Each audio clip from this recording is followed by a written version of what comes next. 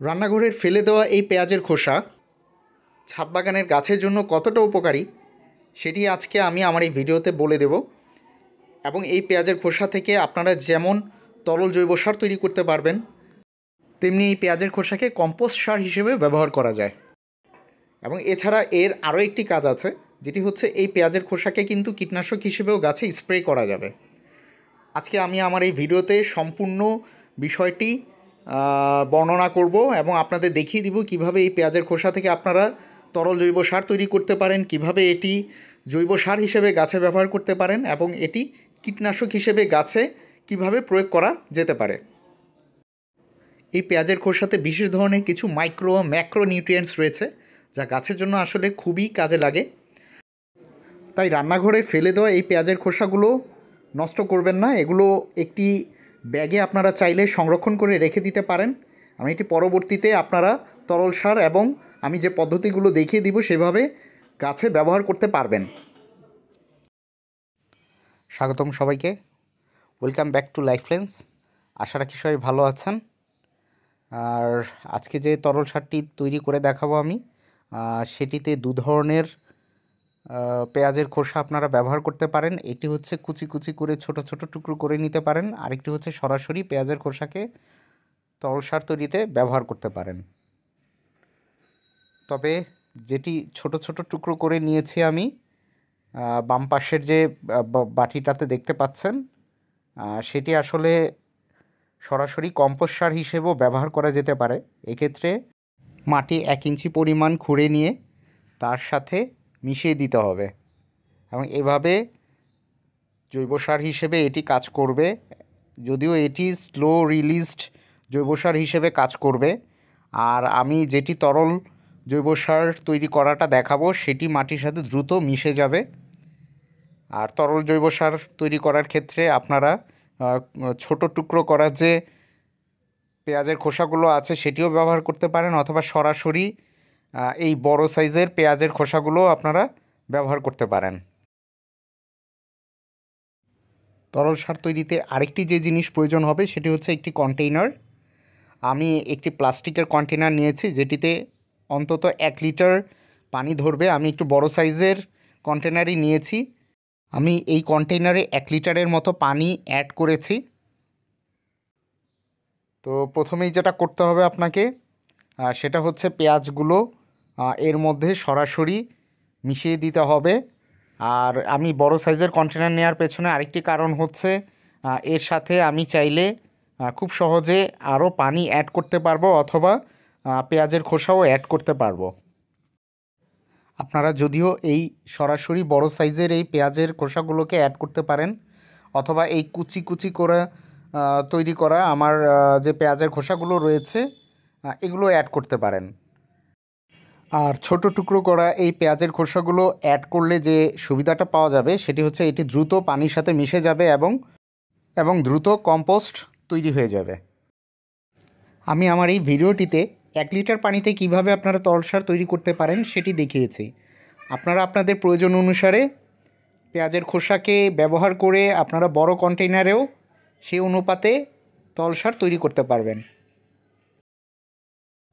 এই পেঁয়াজের খোসা জৈব সার হিসেবে কেন গাছের জন্য খুবই উপকারী সেটি যদি জানতে চাই আমরা, তাহলে এটির মধ্যে কি কি জৈব উপাদান রয়েছে সেটা আগে আমাদের জানতে হবে, কারণ সেই জৈব উপাদানগুলোই কিন্তু গাছের জন্য কাজ করবে। এই পেঁয়াজের খোসার মধ্যে যে জৈব উপাদানগুলো রয়েছে সেগুলো হচ্ছে potassium, phosphorus, iron, calcium, manganese, sulphur, zinc, copper এবং অন্যান্য মাইক্রোনিউট্রিয়েন্টস।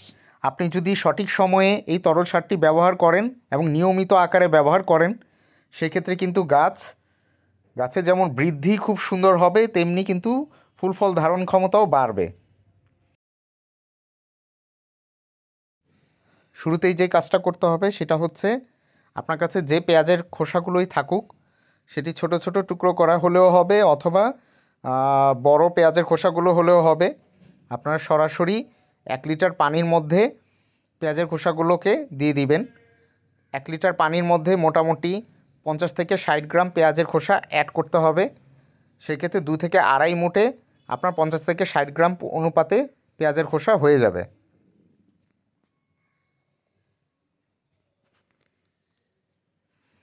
আমি কন্টেনারটা একটু বড় সাইজের নিয়েছি। এটি একটি বড় সুবিধা হচ্ছে আমি চাইলে এর মধ্যে একটি লাঠি দিয়ে নাড়িয়ে দিতে পারবো পেঁয়াজের খোসাগুলোকে। আর এই কন্টেনারের ভিতরে পেঁয়াজের খোসাগুলোকে আমি 3 দিন পর্যন্ত রেখে দিব। একটি ছায়াযুক্ত স্থানে এটি রাখতে হবে, আর এটিকে ঢাকনা দিয়ে অবশ্যই ঢেকে দেবেন। প্রতিদিন অন্তত একবার একটি লাঠি দিয়ে আপনি এই পানিটিকে নাড়িয়ে দিবেন, যেটিতে পেঁয়াজ এই পানির সাথে আরও দ্রবীভূত হয়ে যাবে। এভাবে করে 3 দিন পর্যন্ত আপনি এই পেঁয়াজটিকে লাঠি দিয়ে নাড়িয়ে দিবেন এবং ঢাকনাটি বন্ধ করে রাখবেন। শীতের দিনে এই তরল সারটি তৈরি হতে 3 থেকে 4 দিন পর্যন্ত সময় লাগবে, তবে গরমকালে কিন্তু 2 থেকে 3 দিনের মধ্যে এটি রেডি হয়ে যাবে। 3 দিন পর যখন তরল সারটি আপনার তৈরি হয়ে যাবে তখন এটিকে আরেকটি পাত্রে ছাঁকনি দিয়ে বা ফিল্টার করে ছেঁকে নিতে হবে। তবে অবশ্যই এক্ষেত্রে খেয়াল রাখতে হবে কম্পোস্ট হওয়া পেঁয়াজের খোসাগুলো যেন আপনার ছাঁকনি দিয়ে ছেঁকে নেওয়া তরল সারের সাথে অ্যাড না হয়ে যায়। কারণ এই কম্পোস্ট তৈরি করতে যে পেঁয়াজের খোসাগুলো রেডি হয়েছে, সেই পেঁয়াজের ভেজা খোসাগুলো যদি আপনার টবের মাটিতে পড়ে, সেক্ষেত্রে কিন্তু টবের মাটিতে ফাঙ্গাস তৈরি হওয়ার সম্ভাবনা থাকবে। তাই এই পেঁয়াজের খোসাগুলোকে, এই কম্পোস্ট হওয়া পেঁয়াজের খোসাগুলোকে আপনি আপনার কম্পোস্ট বিন যদি থাকে সেখানে আপনি ব্যবহার করতে পারেন। এটি কম্পোস্ট সার হিসেবে রেডি হয়ে যাবে। আপনার লক্ষ্য করলে দেখতে পারবেন যে এই পেঁয়াজের খোসার তরল সারটি কিন্তু অনেকটা লাল বর্ণের বা লালচে কালারের একটি তরল সারে পরিণত হয়েছে। আর আপনারা যেটা করতে হবে, এই তরল সার কিন্তু সরাসরি আপনি মাটিতে প্রয়োগ করবেন না। এই 1 লিটার তরল সারের সাথে আপনাকে যেটা করতে হবে, 3 লিটার আরও পরিষ্কার পানি যোগ করতে হবে, তারপর আপনি গাছে প্রয়োগ করতে পারবেন। আর এই তরল সারে যেহেতু সালফার এবং কপার রয়েছে, সেক্ষেত্রে এটি কীটনাশক হিসেবে সরাসরি গাছে স্প্রে করতে পারবেন। এক্ষেত্রে কোনো পানি যোগ করার প্রয়োজন পড়বে না। এটিকে সরাসরি একটি স্প্রে বোতলে নিয়ে গাছের পাতার নিচ থেকে শুরু করে পুরো গাছটিতে আপনি স্প্রে করে দিবেন, তাহলেই এটি কীটনাশকের কাজ করবে। আর সালফার সরাসরি স্প্রে করাতে গাছে নিউট্রিশনের কাজও করবে।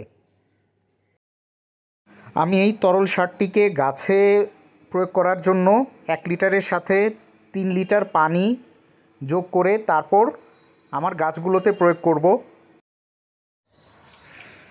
আমি আমার সিডলেস লেবু গাছে এই তরল সারটি প্রয়োগ করছি। এই সময়ে লেবু গাছে প্রচুর ফুল এসেছে, আপনারা দেখতে পাচ্ছেন আমার সিডলেস লেবু গাছটিতে প্রচুর পরিমাণে ফুল চলে এসছে। সুতরাং এই সারটি প্রয়োগ করার পেছনে কারণ হচ্ছে এই ফুলগুলো যেন সহজে ঝরে না যায় এবং প্রচুর পরিমাণে আমি ফলন পাই। ধন্যবাদ সবাইকে। আশা রাখি আমার এই ভিডিওটি সবার ভালো লেগেছে। যারা এখনও আমার এই চ্যানেলটি সাবস্ক্রাইব করেননি তারা অবশ্যই সাবস্ক্রাইব করে নেবেন। ধন্যবাদ।